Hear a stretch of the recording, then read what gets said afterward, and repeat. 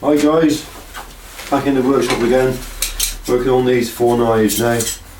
Got to clean them up, take all the scale off, grind all the bevels back to good steel because the carbon gets robbed out of the very surface during the heat treating cycle. So that's the most important thing to do, especially on these cutting edges here, to grind that back to good steel before I even start to apply the bevel. And that's what I've got this machine set up to do now. So I just go along there and get those cutting edges done.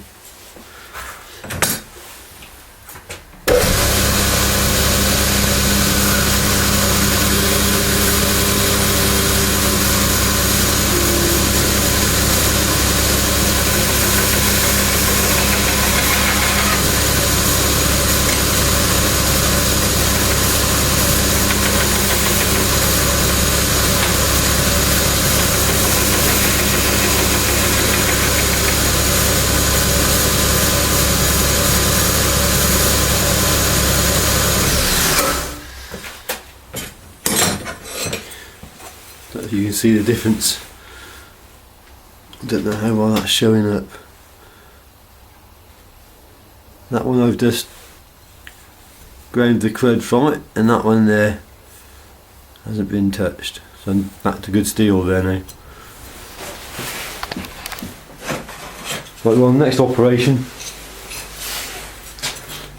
Done the fronts now, where the cutting edge is going to be. Next is to do the back. If you do the back last of all, after you put the bevel grind on, you've got this very, very fine point down here. And the problem then is that when you do the back edge, there's a tendency to take that point off, which of course you don't really want to do. So we've got a little jig up here, just to act as a guide. It makes sure that I keep the back of the knife at a true 90 degrees on a flat edge there for striking your fire steels, etc. Something simple, but most of the good things are.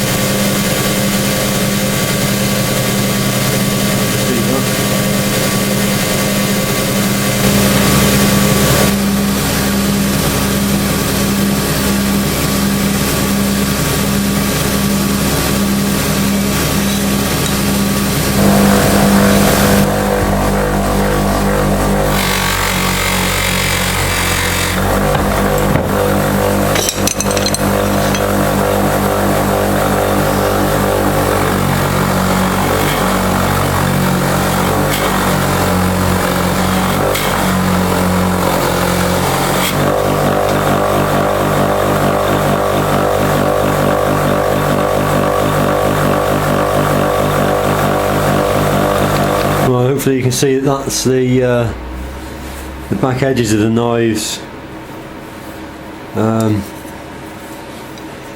cleaned up now. That's their sort of final finish for the back edges.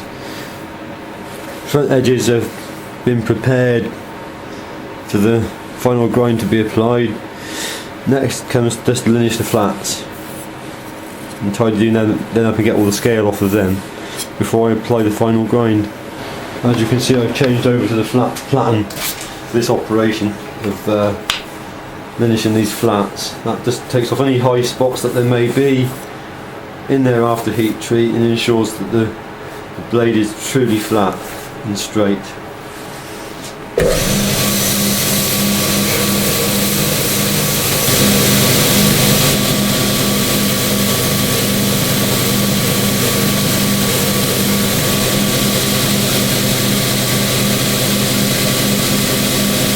Next, using a very, very fine grit, finest I got, I then just on the wheel go down the flats again to remove any of the marks left by the previous coarser grits.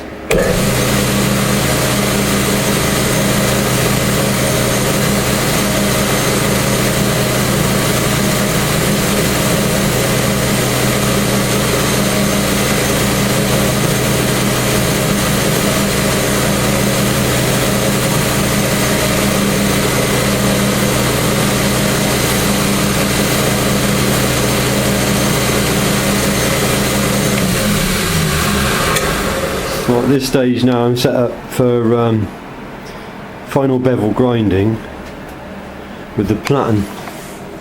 That's the metal area behind the abrasive belt, set at the angle of the grind. In this case it's 15-degree bevel.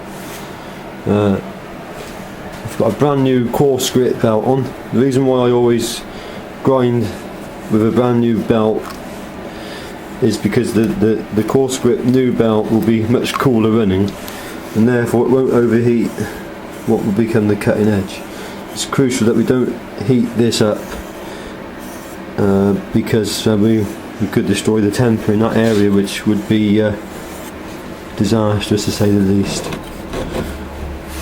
So that's my grinding jig, just a 90-degree piece of stock with the actual knife itself clamped in there. Can't move. Just a matter now of hand and eye coordination and grinding those bevels on evenly.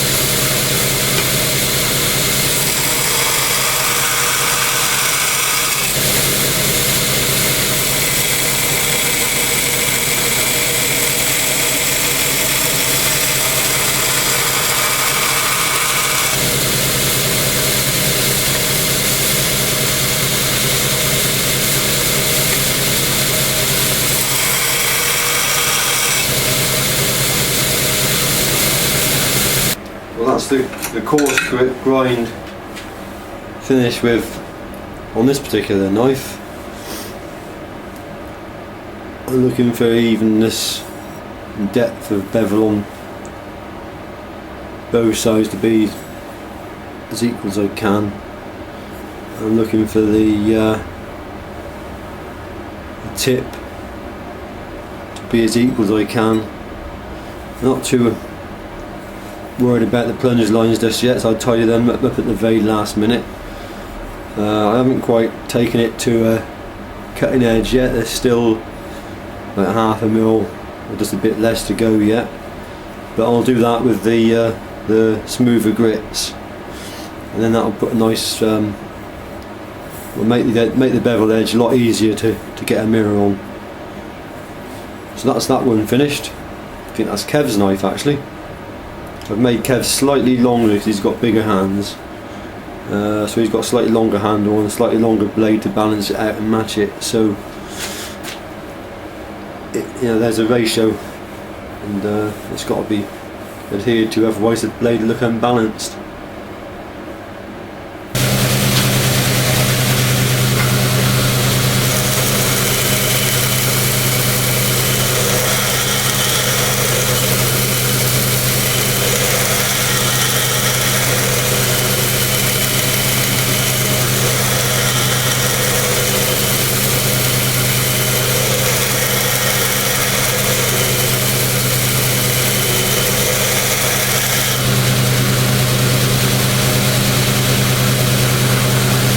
Before I finally put the bevel grind on, finish it off rather, I just give the flats a they're going over with a satin wheel.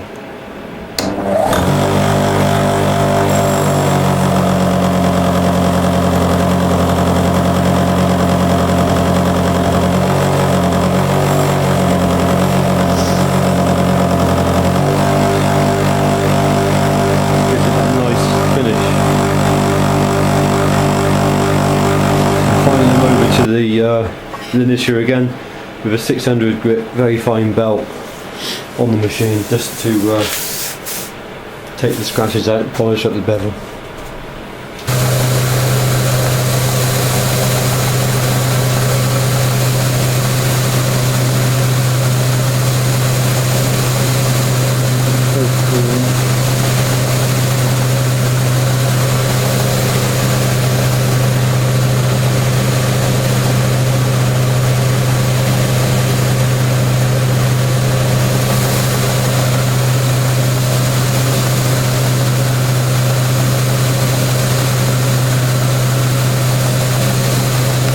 I'm taking this knife up to completion in the next couple of days.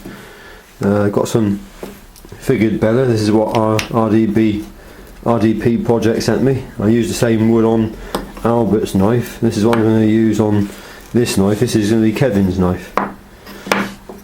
So I'm going to glue up the fibre lines onto that now, and I'll try and do maybe another video upload detailing the scales of this knife going on. It's going to have my own homemade mosaic pins. Should be a very nice knife when it's finished. Anyway, that's enough for this episode. Thanks for watching, hope you've enjoyed it. Just before I pack up for the day, I'll just show you this. These are the scales for Kev's knife.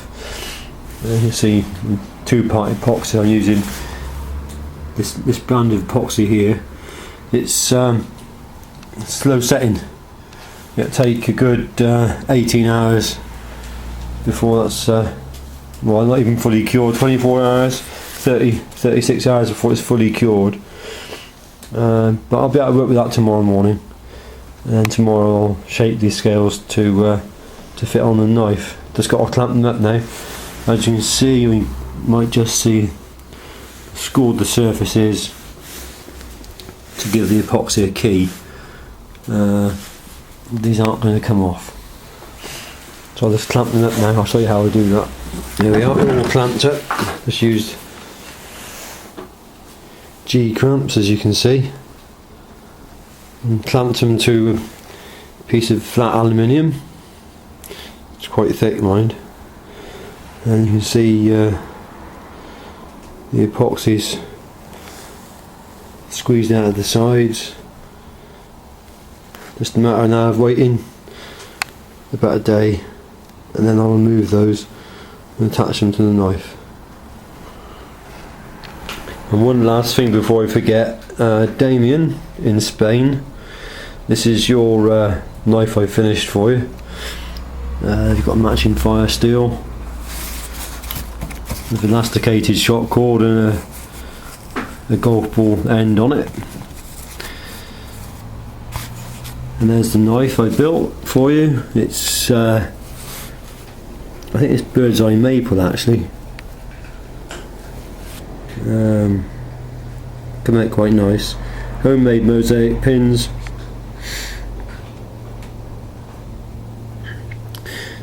I didn't put such a deep ricasso on this one. I figured you'd perhaps like the cutting edge to come back a bit closer to the wood. You still got the flattened area there for finger placement, so it gives you better control of the tip of the knife that way.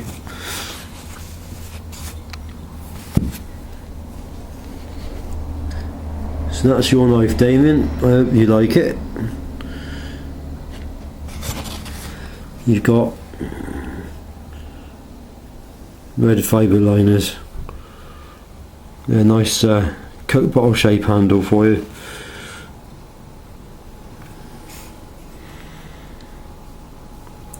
And there's your sheath, right hand sheath, fire steel loop with a dangler, and triple stitched belt loop. So I figure this is probably the weakest point of any sheath, so I've triple stitched this one, or all of them get triple stitched now. I've dyed the edge black, punched 2 holes through for a 5mm paracord. So there's a nice little setup for you. I'll get that in the post tomorrow. Thanks for watching.